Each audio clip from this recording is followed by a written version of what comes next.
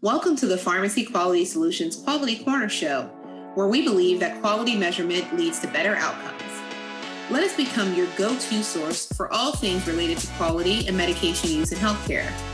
We will hit on trending health topics as they relate to performance measurements and find common ground for payers and practitioners. We will discuss how the Equip platform can help you with your performance goals, and we will also make sure to keep you up to date on pharmacy quality news. So buckle up and put your thinking cap on. The Quality Corner Show starts now. Hello, Quality Corner Show listeners. This is your host, Nick Dorich, and we welcome you to episode 1 of season 2 of the Quality Corner Show.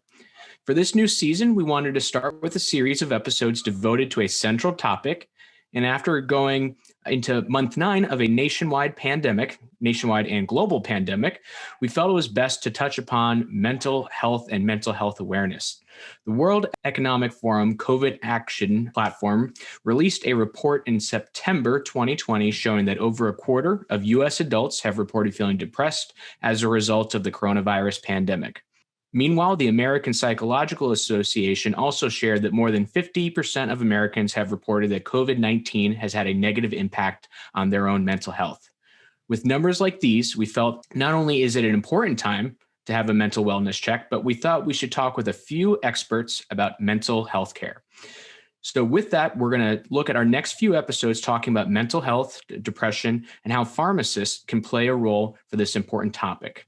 Our first episode, starting today, is going to be devoted to answer the question, how do we, as pharmacists, fill the gaps in mental health care? I'm going to now introduce our guest for today's episode, and that is Tawny Smith, PharmD, Associate Professor of Psychiatry at the University of Texas at Austin Dell Medical School. Tawny, welcome to the Quality Corner Show. Thanks for having me. I wanted to let you know how much I appreciate that you're kicking off your season with a mental health topic. Obviously, it's an area that's near and dear to my heart. And we're definitely seeing an increase in stress as the pandemic continues on, and reports of record numbers of people seeking mental health care treatment. And in our clinics, we are full. And so I think that it's a really timely and important topic. It's a timely and important topic, Tawny, absolutely. And one of the best things that we can do, as I've spoken with experts, people more informed about this than myself, is merely just providing that introduction, providing people a way to acknowledge that this is something that exists and that they can find help, that they can seek others that are able to share and to help them. So we're going to do that today. For that, I'm really appreciative that you're joining the episode. Before we get into our questions and our topic of discussion, I gave a brief introduction of who you are and where you work, but do you mind explaining for our audience your background and your career in pharmacy? Yeah, sure. So after finishing my PharmD, I went on to do a specialty residency in psychiatric pharmacy. And then because I'm a glutton for punishment, decided to complete a 2-year fellowship in mental health outcomes as well. I'm a board certified psychiatric pharmacist, and this basically means that I have specialized training, skills, and knowledge in the area of psychiatric pharmacy. In my day-to-day clinical work, I run a psychopharmacology consult service at our psychiatric hospital, but I also provide care in the outpatient realm as well. And so in our bipolar, our treatment-resistant depression, and women's reproductive mental health specialty clinics here at UT Health Austin. But another big part of my job is educating learners of all different disciplines. So this ranges from students at the university to our psychiatry residents, even a little educating of my fellow faculty members at the med school. And I also spend a good bit of time educating folks in our community, as well as patients and care partners.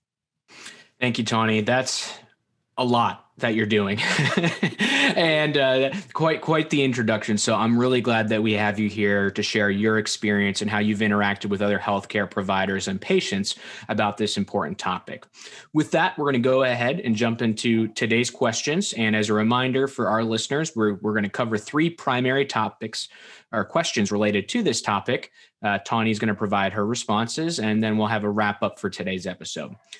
Starting with question number 1, we're going to start talking about medications for mental health and how pharmacists can play a role. We do know that managing medications is the primary role of the pharmacist, but we're going to talk specifically the mental health aspect. And when a patient is starting a new therapy related to treatment for mental health, they should be working with their pharmacist or their pharmacist as part of a larger care team to learn about the medication and what to expect with that treatment. So whether it's a clinical pharmacist in a healthcare or an acute care setting or embedded with the prescriber's office, or if it's that pharmacist working in the community space, what does a pharmacist need to consider? What are the major counseling points that they should be reviewing with these patients when it does come to mental health and medication use? Yeah, so in addition to some basic counseling points that we would do for any medication, like the name of the drug, the dose, how to take it, I think it's really important to set up expectations, like you said, around the use of the medication. And for me personally, I want to make sure I'm setting up expectations about when the medication is going to start working. So, when is the patient expected to start to feel better? How long the patient may need to be on the medication. So mental illnesses, or most of them, are chronic diseases. And so this may be kind of long-term treatment for them. And the importance of taking that medication every day. So these aren't medicines that work kind of as needed for the most part, and do require kind of daily administration in order for them to do what it is they're supposed to do. And lastly, of course, are any potential side effects. And with side effects, we're letting patients know those common side effects to expect. That's kind of a normal part of our counseling. And then, discussing black box warnings or serious side effects that can occur. I like to frame it in a way that describes how likely that side effect is to happen and balance that between warning and scaring the patient. And so you don't want to scare the patient, just kind of reading off all those things. So that's why I like to frame it in like, how likely is this to happen? But also, I like to let the patient know what they need to do if it does happen. So, if it's something that's a serious side effect, does that require that they seek treatment right away, if they start to experience those symptoms? But I also want to share with them kind of the importance of the monitoring. So if it's a medication that may impact their kidneys, I'm going to tie that with the importance of getting laboratory monitoring so that the patients are understanding that that's going to be an important part of their treatment with this particular medication. My guess is that some of these are things that the pharmacists listening today do the majority of the time as a part of their standard counseling practices. But I think the other thing I want to emphasize is that there's a lot of stigma that surrounds mental health and mental health care. And as healthcare providers, we are not immune to this stigma. There's been numerous studies that have shown us that the care that we provide to our mentally ill patients is different than those without a mental illness. Sometimes it may not even be something that we're aware of that we're doing, so it's more of an implicit bias. But it's really important that all of our patients receive the same similar counseling points. So there's all the stigma that patients, their families feel about taking psychiatric medications, and we may have to talk to our patients kind of about that. I often find myself talking and providing education to patients and the families about how we shouldn't view the need for treatment of psychiatric disorders any differently than the need to address a physical illness like diabetes. But by having these types of conversations with our patients, I think we can be part of the solution of reducing stigma around mental health and mental health treatment.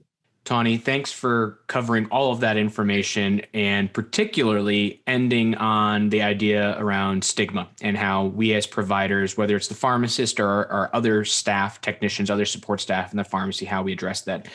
Before we get into our next topic, I do want to ask you a follow-up. And while we're talking about the medication specifically, that's why we wanted to bring you on. I also take it that you're going to have expertise and experience related to addressing those stigmas. So let's say that you're a pharmacy staff member working with an organization, and that is something where you want to help your staff members understand and remove some of those implicit biases or reduce some of that outward expression of the stigmatizing around mental health and mental health diseases.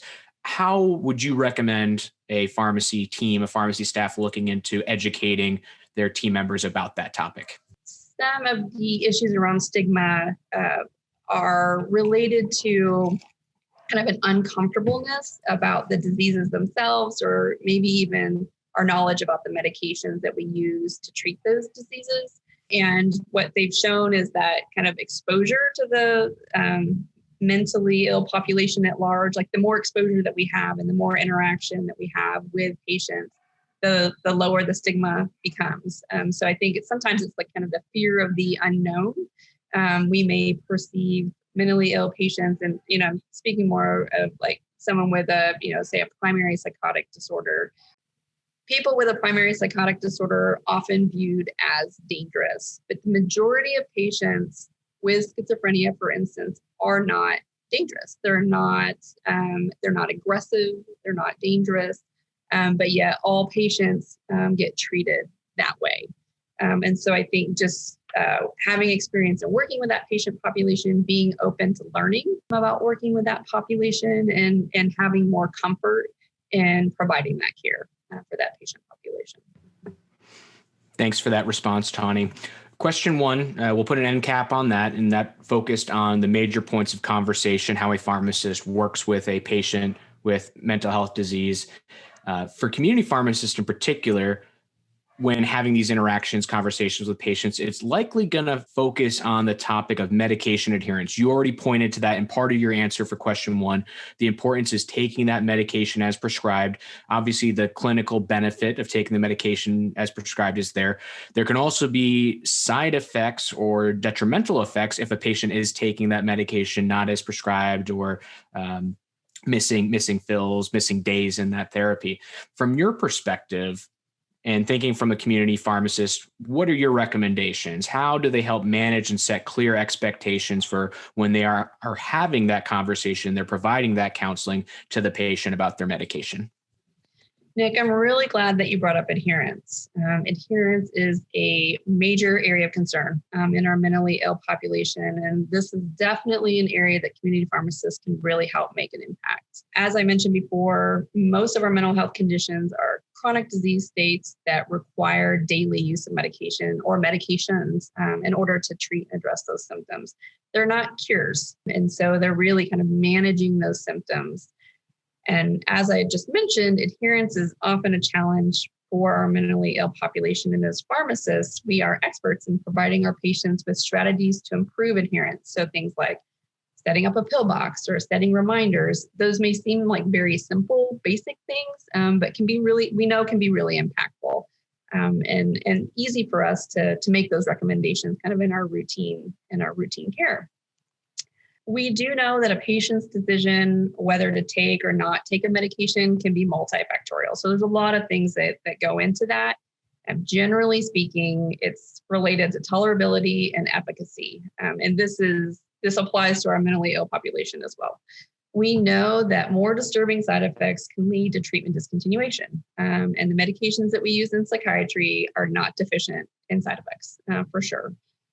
As an example, SSRIs can increase anxiety when they're first started. So that's one of those early side effects that we may see with them.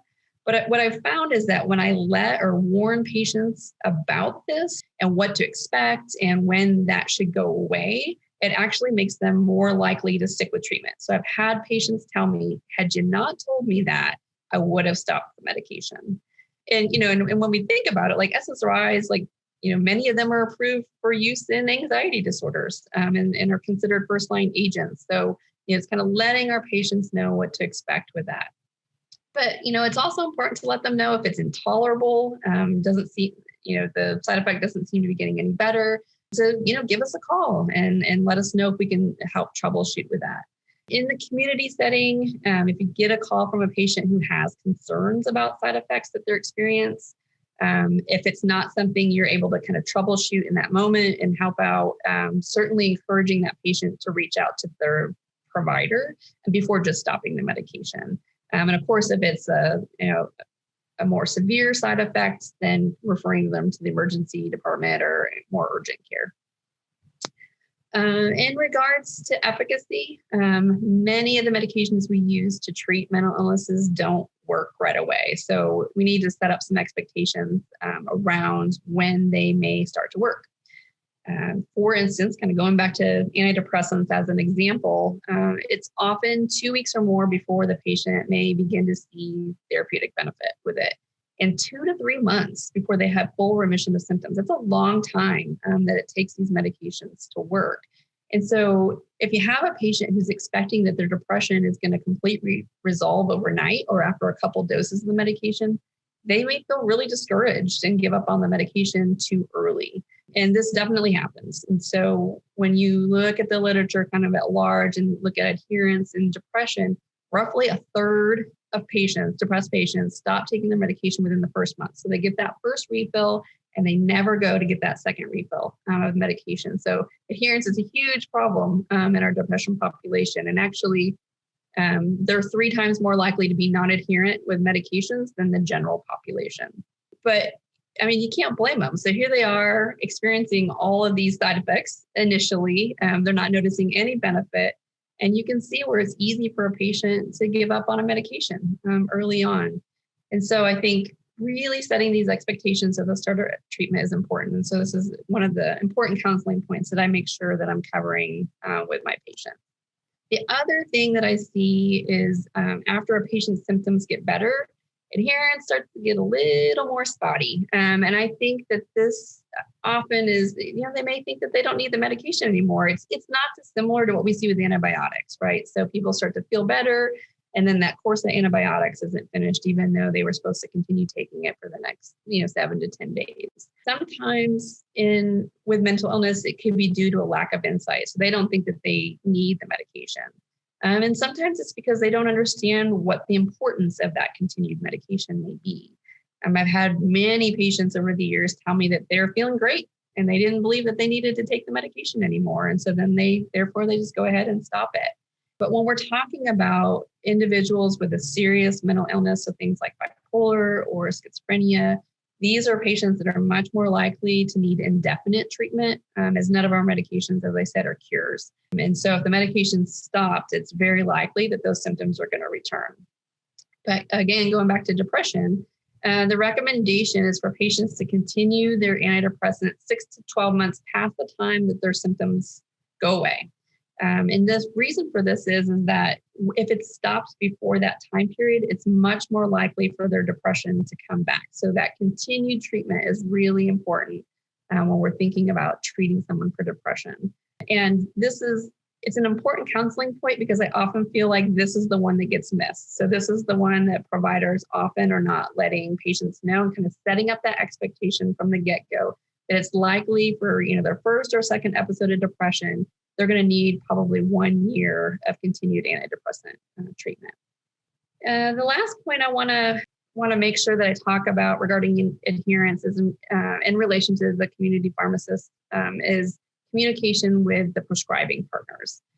So it's not uncommon for community pharmacists to have more frequent contact with the patient than the prescriber, especially as we get into kind of maintenance treatment. So it may be that they're seeing their psychiatrist every 3 months or longer. And when we're having that more frequent contact with our patients, we get to know them pretty well during that time. And I think this really puts you in a unique position to identify when symptoms maybe aren't as well managed as they might have been at other times. Prescribers are horrific at guessing their patients' adherence. We often overestimate it. But as a community pharmacist, you are armed with prescription refill data, and you know when the patients are coming in or when they're not coming in to get those prescriptions. And so if the patient hasn't been getting their refills regularly and their symptoms don't seem to be as well managed as other times, I'd really encourage you to reach out to the provider or the prescriber and let them know what you're seeing, what your concerns are about adherence.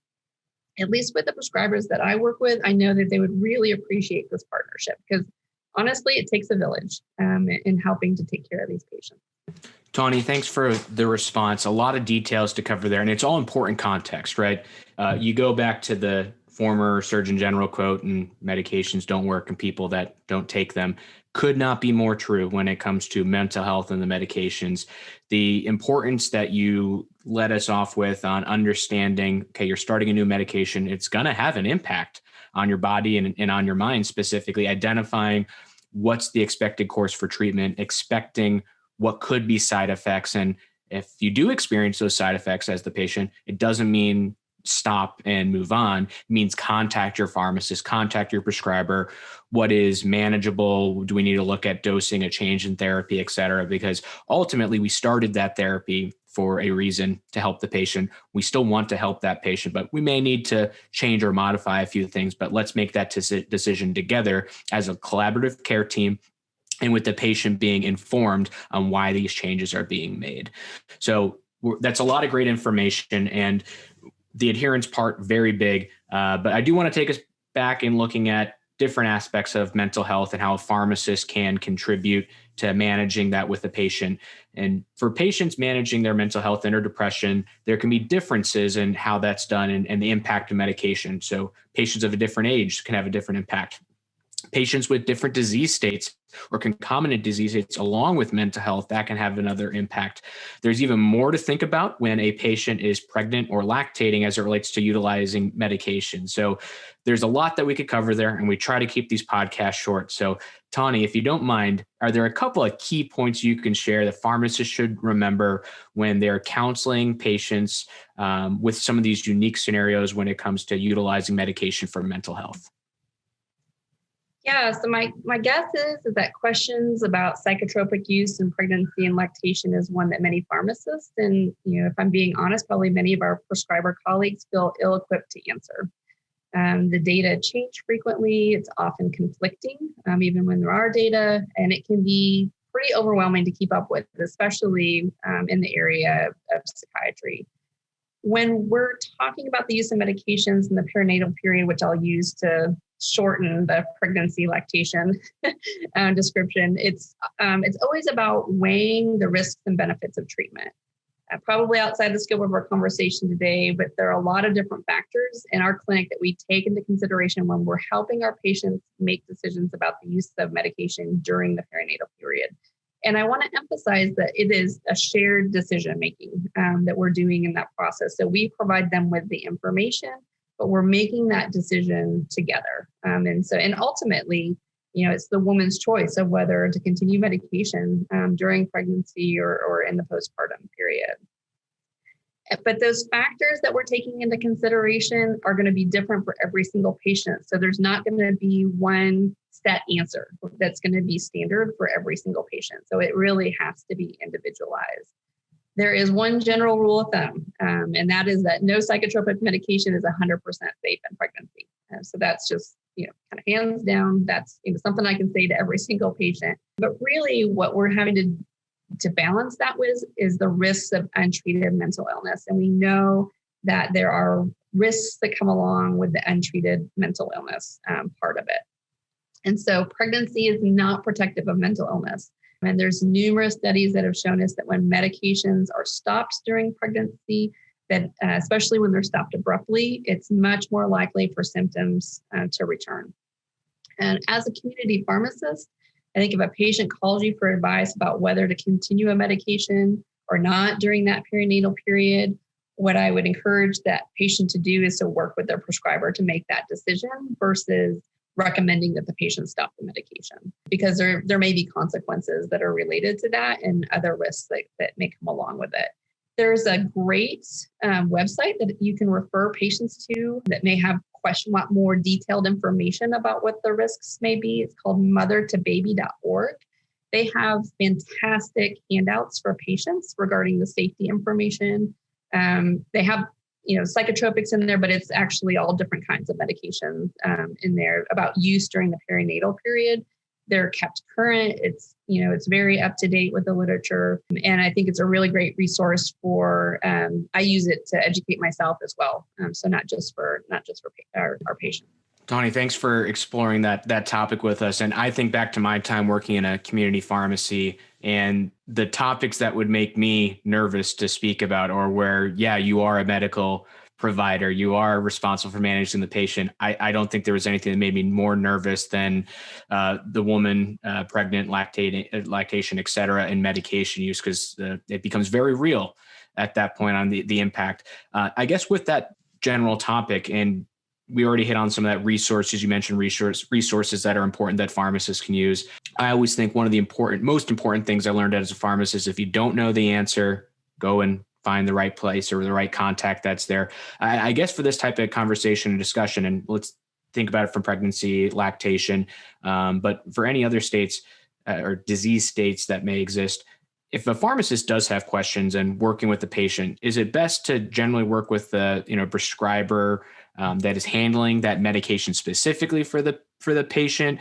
There may be other prescribers or providers that patient is working with. Do you have any general recommendations on how they handle that when there can be other conditions, disease states, et cetera, beyond just the mental health and the medication where that could be related? Sometimes we're at a disadvantage in the community setting and not having all the clinical information and understanding kind of the decisions behind selection of medications for patients. And so, I think I would just continue to encourage pharmacists to reach out to those providers to have that discussion and to understand kind of the rationale behind like what the treatment course is for that patient. Of course, we're going to have prescribers, some that are more welcoming of that conversation than others, and others that are maybe don't appreciate the questioning nearly as much. But I've found that, if I can understand what their thinking is behind or rationale behind things, maybe they have information that I'm not privy to regarding their decision making, that at least having that dialogue with the provider about it. Thank you, Tony. That's helpful insight. So we appreciate that. So that wraps up our 3 questions, believe it or not. We sped through those and hope you're feeling pretty good about that experience. I know for myself, it's been a while since I've gone really in depth on mental health and how pharmacists play into that and some of the major points. So I think I really learned something today. I hope our audience has the same. We're now at the point of the episode where we get into something that's a little bit more fun and more lighthearted, more kind of personal, perhaps, for our guest. And we started talking about mental health and the impact for people because of COVID. So I know for myself, one of the things that I really miss because of COVID, or it's been impacted because of COVID, is I typically like going to concerts, music festivals. That's how I spend a lot of my time. And when I think about music, live music, I know there's one place, that being Austin, Texas, that has been described as the live music capital of the world. Some great festivals, South by Southwest, Austin City Limits, which I had the opportunity to enjoy a couple of years ago. So from your perspective, what's it been like in being in Austin, being in Texas, where things are really different this year from COVID? And then, adding on to that, what else do you miss and what else are you looking forward to coming back in the not so distant future? Yeah, COVID has definitely impacted our music scene. And I think, a lot of the venues as well as the musicians themselves are really struggling. And from it, it's been a huge financial impact. And, going back to South by Southwest, it's massive. I don't know how else to describe it. It takes over the city. It's not just downtown. It's the whole city is involved with South by Southwest. But it's not just the music festival. I think, people that are here or, have never attended don't realize that there's also a comedy and film portion to the festival as well. And there's a conference that comes before the festival starts that all talks about kind of innovative practices and, in all of these areas. So I'm not going to lie, there's a lot of my fellow Austinites that kind of avoid all things South by Southwest and maybe even vacate the city during South by. But it is a true invasion. But the festival itself is really a phenomenal experience. Probably going to make myself seem cooler than what I actually am, but it does, it attracts people from all over the world. So it's an amazing experience just from that perspective to, interact with people from all over the country and all over the world. And I often, like I said, I'm probably not as cool as I might seem with this. Work often gets in the way of participating in a lot of the activities. But I do like to take at least one day off during South by and go and enjoy a lot of the free shows and activities that go on during that time. And so certainly we weren't able to do any of that this year. I think, there was a lot of, questions about whether the planners had done the right thing with it. And, hindsight is always 20/20 with those things. They absolutely did the right thing. It could have been devastating for our city had we allowed people from all over the world to come in and potentially spread COVID around. At that time we had very few cases, which is where all the questioning kind of came in with it. But that could have been a very different scenario for us had the festival continued on. So it was the right decision for our community to do that. It hurts a little, like to not have those things. ACL was canceled this year as well. But I do look forward to the return of some of those things at some point in the future. So hopefully we can get some of those things back. Well, you heard it here, folks. Tawny Smith, mental health expert, but also very cool pharmacist that attends music festivals in Austin, Texas. Tawny, really appreciate you being on the show today. This was really informative, and I'm glad we got to enjoy a laugh, here with this as well, as we covered this topic. And I'm looking forward to covering more of this topic with our future podcast and guests on the show. But you provided an excellent overview to get us started, so I cannot thank you enough for that. If our listeners have more questions about this topic and want to learn more about mental health, medication use for mental health, how they can really be an advocate, is there a way that they can reach out to you or contact you with any questions? Yeah, sure. So you can, of course, find me on the UT Dell Med website. So my contact information is there, but reaching out via email is fine. It's tawny.smith@austin.utexas.edu, and welcome that communication. Thank you, Tawny. I'm hoping that many folks do reach out to you. Don't want to overload your inbox too much there, but I'm sure there'll be many that have questions. While we close out episode 1 of season 2 of the Quality Corner Show, and this is the first episode we have on a series dedicated to mental health, I do hope you come back, listeners, for our next few weeks as we cover more about this topic. Our team does also want to take this time to highlight the crisis text hotline. So you can text hello to 741-741. The crisis text hotline, it's available 24 hours a day, 7 days a week throughout the United States. And the crisis text hotline serves anyone, any type of crisis, connect them with a crisis counselor who can provide support and information. There's other options out there that include the National Suicide Prevention Lifeline at 800-273-8255. Or you can chat online at suicidepreventionlifeline.org/chat. Physicians and providers can also get support by calling 1-888-409-0141. There's a lot of resources out there. We hope to cover many of them to help pharmacists and other providers work with their patients. But for now, we're going to go ahead and close out our episode. We'll look forward to providing more information and more education about this important topic of mental health in future episodes. So with that, we do have one final message for today's episode from the PQS team. The Pharmacy Quality Solutions Quality Corner Show has a request for you. Our goal is to spread the word about how quality measurement can help improve health outcomes, and we need your help in sharing this podcast to friends and colleagues in the healthcare industry. We also want you to provide feedback, ask us questions, and suggest health topics you'd like to see covered. If you are a health expert and you want to contribute to the show or even talk on the show, please contact us. You can email info@pharmacyquality.com. Let us know what is on your mind, what we can address, so that you are fully informed. We want you to be able to provide the best care for your patients and members, and we wish all of you listeners out there well.